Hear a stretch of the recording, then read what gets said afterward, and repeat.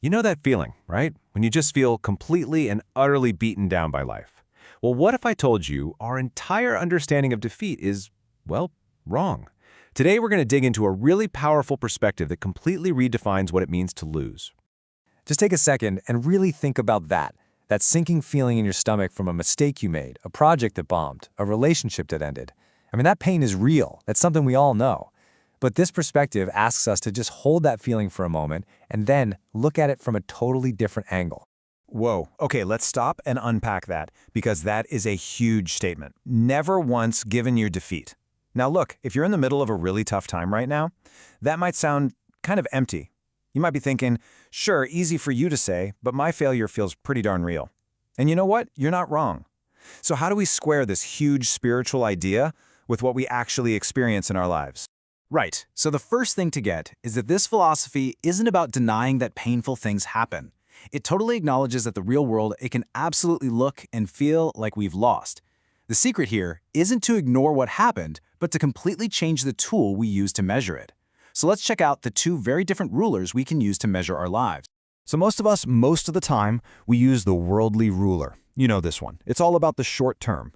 Did I get the job? Did I win the argument? Did I reach my goal? But this philosophy offers up a totally different tool, the soul's ruler. Now this one measures life on a much, much longer timeline. We're talking an eternal one, where the only thing that really matters is, did I learn something? Did my soul grow?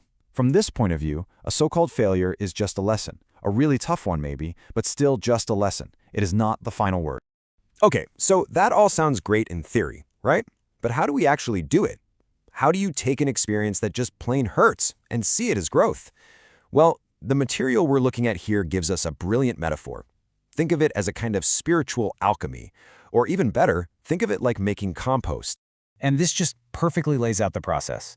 I mean, think about a real compost pile. You throw in stuff you'd normally just call garbage, food scraps, dead leaves, coffee grounds, but you let it sit. You give it time and the right conditions, and it all breaks down and transforms into this incredibly rich, fertile soil.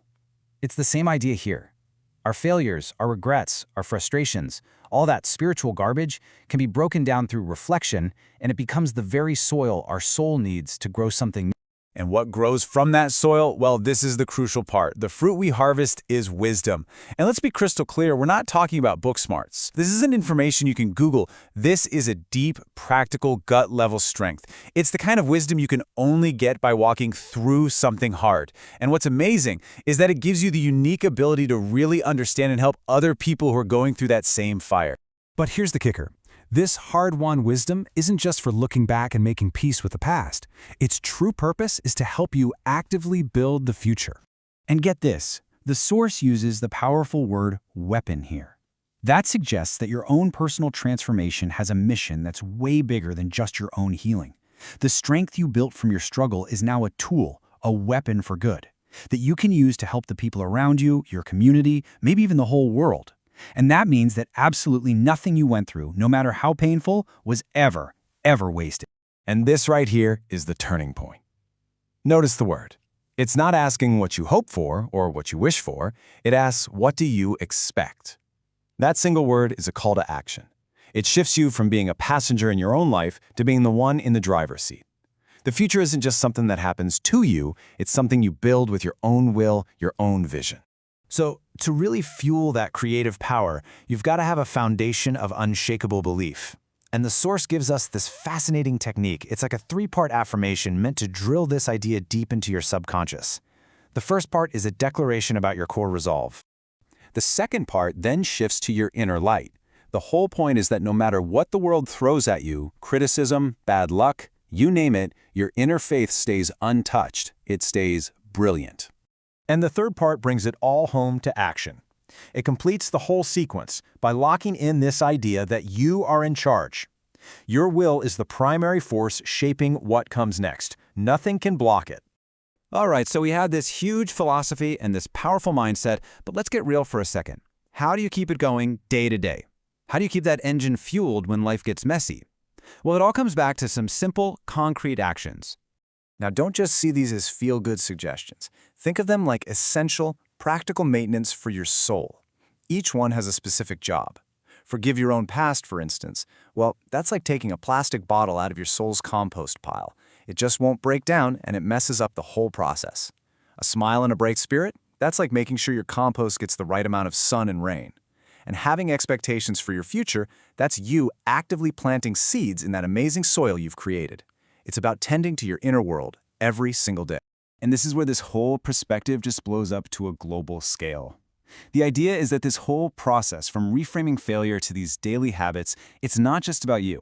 It's actually the first domino in a huge chain reaction where your inner state starts to directly impact the world around you. And this is the climax, really. Your own healing is directly linked to healing the world. By taking care of your own inner garden, by creating wisdom from your own struggles, you start a ripple effect. So the journey starts inside you, but it's meant to end with a prayer for everyone, connecting your personal story to the fate of all humanity. So, let's bring this all right back home, to you. Think of a past failure, or maybe a struggle you're in right now. Instead of seeing it as a dead end, a defeat, try looking at it through this new lens. See it as raw material for your soul's compost. And then ask yourself, what amazing, fertile soil is this creating? And what unique fruit of wisdom can I, and only I, harvest from it?